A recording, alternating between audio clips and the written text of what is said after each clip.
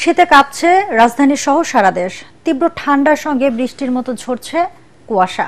বিপর্যস্ত জনজীবন। শুক্রবার ভোর থেকে কুয়াশার চাদরে ঢাকা বিভিন্ন অঞ্চল। বেশিরভাগ এলাকায় দেখা মিলছে না সূর্যের। খড়কুটো জ্বালিয়ে শীত নিবারণের চেষ্টা করছেন অনেকে। হেডলাইট জ্বালিয়ে চলছে যানবাহন।